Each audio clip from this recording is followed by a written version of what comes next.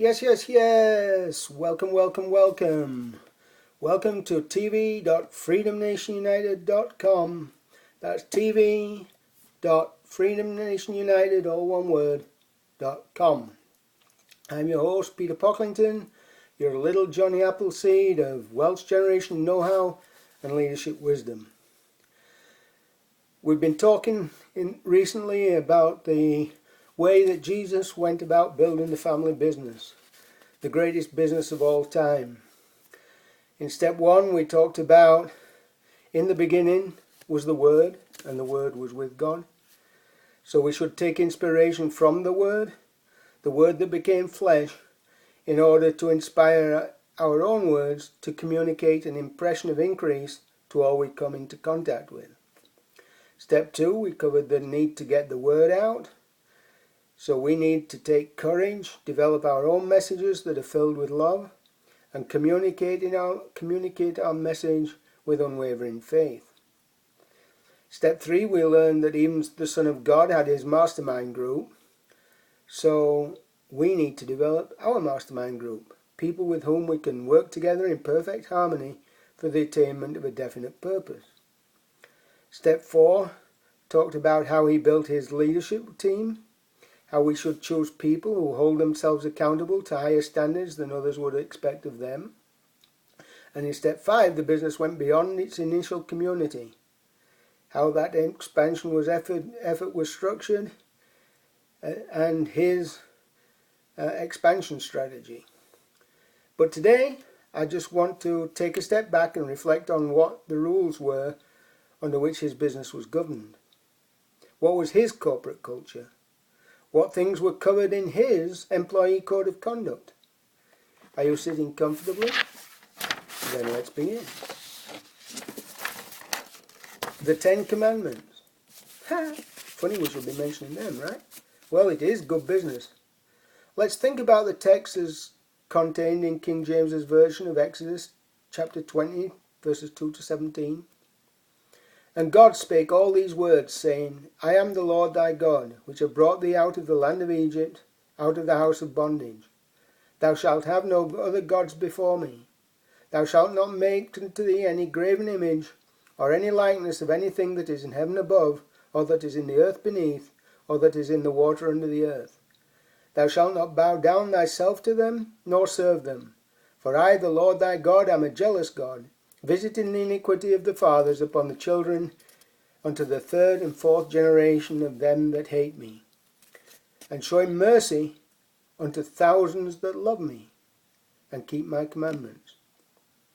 Now what this tells me is that if you desire a strong and lasting relationship with and in your business, you must really love it.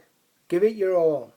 In return, you will get back all you desire, starting with the God-given gift of the energy it's going to take to overcome the adversities that will be placed before you.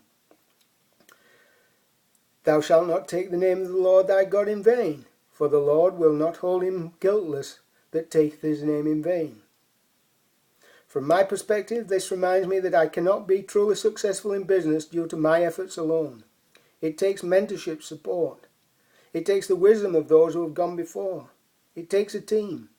It takes so much that without acknowledging properly the gifts of and from others, we must surely fail.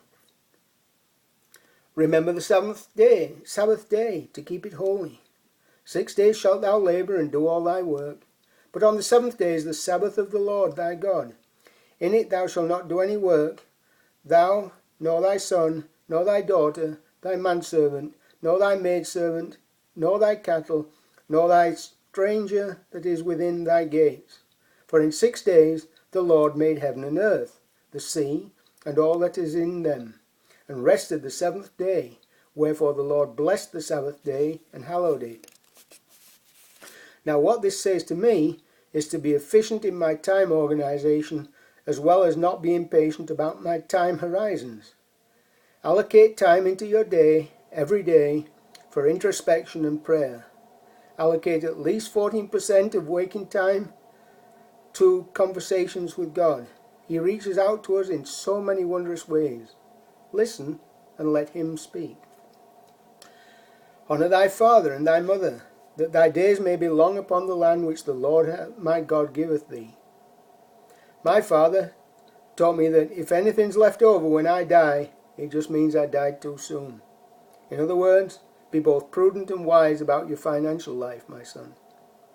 My mother taught me to listen to my body. Always ask if the drugs prescribed are to mask or to cure. If to mask, be aware that you need to hear what your body is saying. Family, short for father and mother, I love you. Love you, Mum and Dad. Thou shalt not kill. I look at this as a call to action to always strive to beneficial win-win relationships. Nothing will kill off your business quicker than relationships with your customer clients that you kill off. Nothing will poison your growth quicker than killing off the legitimate aspirations of those who have chosen to work with you. Thou shalt not commit adultery. In a business context, I feel that if you wish to thrive, this is an exhortation to choose your business partners wisely. How many mergers have failed to produce good fruit because of incompatibility between the merged company's goals and value systems? How many business partnerships? How many once productive teams? Thou shalt not steal. In the broader context, stealing is the unapproved taking of something that is of value to another.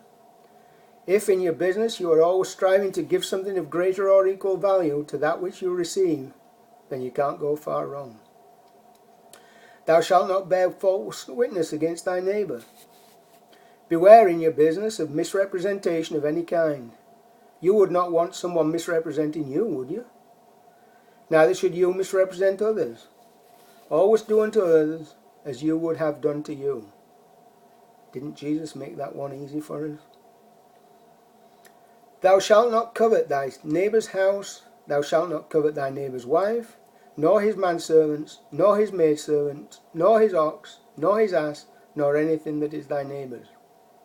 Although this comes last, I feel it addresses one of the most insidious limiters of personal growth of an entrepreneur. Be happy for he or she who has put the time and effort to master their craft, to make the choices that have led them to success. Envy will most surely prevent you from emulating and or sharing their success, for it is written. So there you have it, guys.